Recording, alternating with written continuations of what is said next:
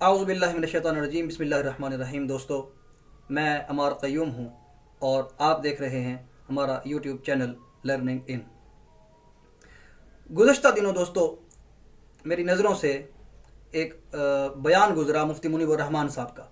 उसमें लिखा ये हुआ था कि हुकूमत जो है वो होश से काम ले कि करिकुलम जो बोर्ड है जो निसाब को फाइनलाइज करता है, उन्होंने कोई एक स्टेटमेंट बताई कि क्योंकि गैर मुस्लिम अक़लियतों को परेशानी लाहक होती है जब वो इस्लामियात के अलावा जो किताबें हैं निसाब में शामिल उनको जब पढ़ते हैं। मिसाल दे रहा हूँ मैं आपको कि उर्दू की किताब है, उर्दू की किताब के अंदर हामद भी आती है, उर्दू की किताब के अंदर नात भी आती है और सीरत रसूल का भी कोई मजमून उसमें आ जाता है।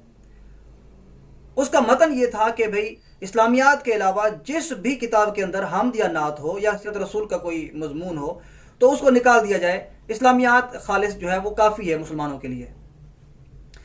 अब इस पर मुफ्ती मुनीब रहमान साहब नहीं, उनकी पूरी एक कमेटी है, तंजीमुल मदारिस हो गए और बाकायदा उनका एक पूरा बोर्ड एक बना हुआ है जिसमें मुफ्ती तकी उस्मानी साहब शामिल हैं और भी कई उलमा शामिल हैं और मुफ्ती मुनीब रहमान साहब भी उसमें शामिल हैं।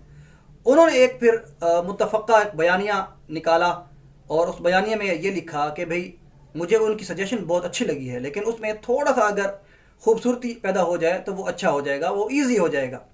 उन्होंने ये कहा कि भी पाकिस्तान के अंदर 95% मुस्लिम हैं और तकरीबन 5% के करीब अक़लियतें हैं। अगर आप 5% अक़लियतों वाला जो कानून है वो बनाकर 95% पर अप्लाई करना शुरू कर देंगे तो फिर बहुत ख़राबियाँ आना शुरू हो जाएंगी। और बात भी उनकी ठीक थी। उनके कहने का मकसद ये था कि भी आपने जो करिकुलम में से हामद और नात और सीरत रसूल के अपना मजमून को इस्लामियात के अलावा जो निकाला है, अगर आपका मकसद ये है कि भी वो गैर मुस्लिम अक़लियतों को मसला पड़ता है तो वो उनके लिए अपना मुश्किलात होती हैं तो इसलिए हमने वहाँ से निकाल दिया।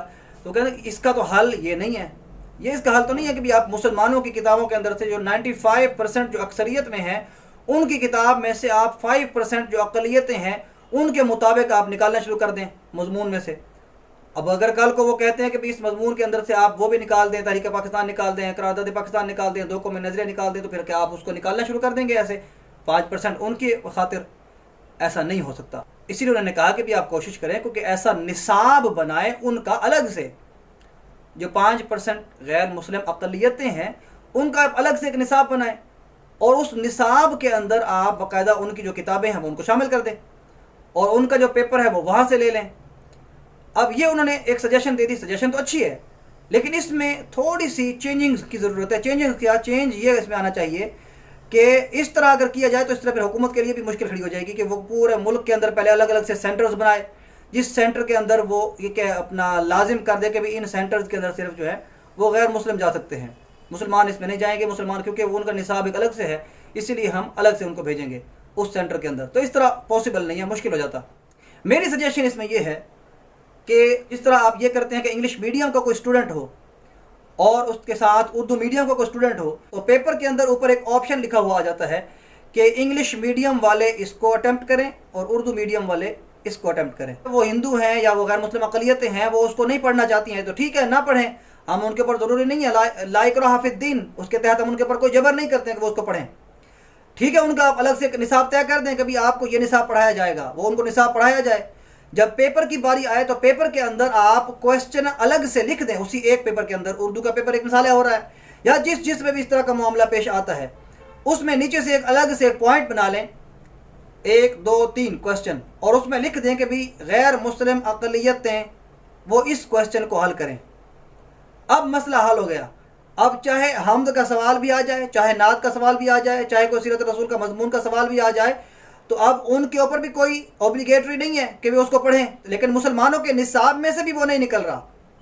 अब मुसलमान उनकी किताब में हामद भी बाकी रहेगी, उनकी किताब में नात भी बाकी रहेगी, उनकी किताब में सीरत रसूल के मजमून भी बाकी रहेंगे। इस्लामियात के अलावा आप बाकी तमाम भी जितनी इस्लाम से मुताल्लिक़ जो बातें हैं वो निकालना शुरू कर दें। ये हाल तो नहीं है कल को फिर वो कहें कि भी करारदाद मकासद जो है वो भी हमें अच्छी नहीं लगती है, हम नहीं पढ़ना चाहते, और कल को वो कहें कि भी दो कौमी नज़रिया जो था उसके अंदर भी बू आती है, भाई ये अलग अलग कौमों का अपना नज़रिया पेश किया जा रहा है तो उसको हम नहीं मानते।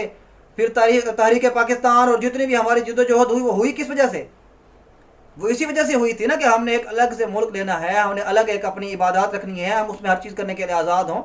تو پھر اگر 95% کی آزادی کے اوپر آپ اگر 5% لوگوں کی جو ہے اس کو رائے کو اپلائی کر کے اس میں سے حمد بھی نکال دیں، اس میں سے نعت بھی نکال دیں، اس میں سے آپ سیرت رسول کے مضمونوں کو نکالنا شروع کر دیں، تو اس بات پر پھر مفتی منیب الرحمان صاحب نے ٹھیک کہا ہے کہ پہلے بھی سیاست کی زد میں حکومت آئی ہوئی ہے اور سیاست ہر طرف کھیلی جا رہی ہے. اگر اس طرح کے آپ پوائنٹ چھوڑنا شروع کر دیں گے، پھر ان کو آپ راستہ دے دیں گے کہ اس طرح کے مسئلے پھر مزید ان کو ہوا دی جائے اور حکومت کو گرنے کے لیے مجبور کیا جائے.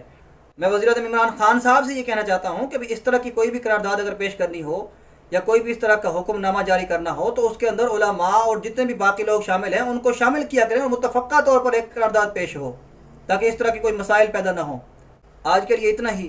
اپنا خیال رکھیے گا اور اپنے اس چینل کا بھی، اور مزید اس طرح کی ویڈیو حاصل کرنے کے لیے ہمارے چینل کو سبسکرائب بھی کر دیں اور بیل آئیکن پر پریس بھی کر دیں. السلام علیکم ورحمۃ اللہ.